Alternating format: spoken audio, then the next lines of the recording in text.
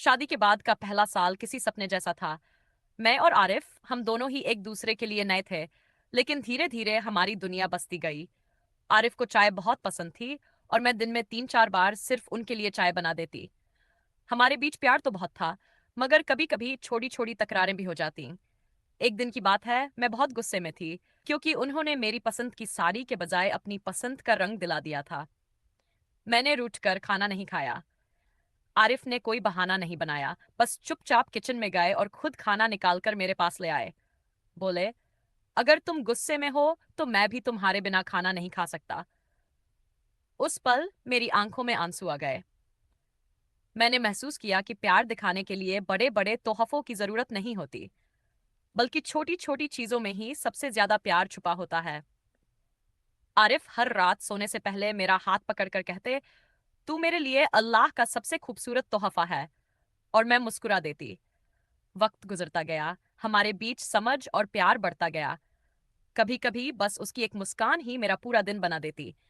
आज हमारी शादी को कई साल हो गए हैं, लेकिन जब भी वह मेरे बालों में उंगलियां फिराते हैं या बारिश में मुझे चाय का कप पकड़ाते हैं, मैं फिर से उसी नए नवेले प्यार में डूब जाती हूँ।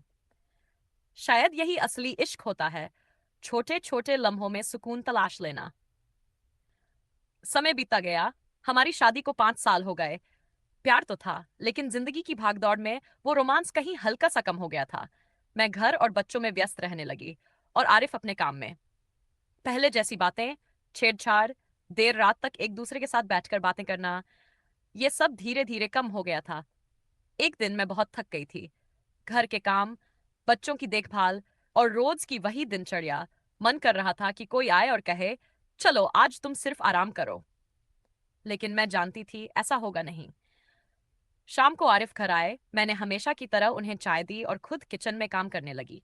कुछ देर बाद देखा, वो मेरे पीछे खड़े हैं। मैंने पूछा, क्या हुआ?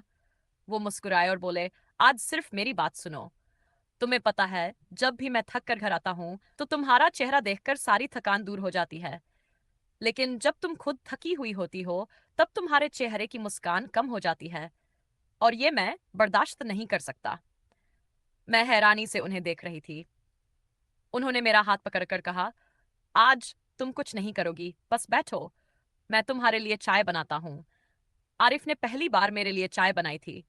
वो ज्यादा मीठी थी, पर मेरे लिए दुनिया की सबसे अच्छी चाय थी। उस एक पल ने मुझे याद दिलाया कि प्यार दिखाने के लिए बड़े लफ्जों या महंगे तोहफों की जरूरत नहीं होती। कभी कभी एक कप चाय ही सबसे बड़ी मोहब्बत होती है। उस दिन के बाद आरिफ ने फिर से मेरी तरफ थोड़ा और ध्यान देना शुरू कर दिया।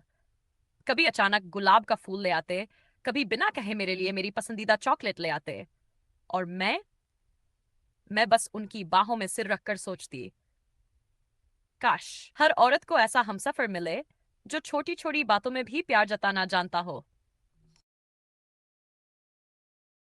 अगर हमारी कहानी आपको पसंद आए तो चैनल को सब्सक्राइब करें, लाइक करें और शेयर जरूर करें।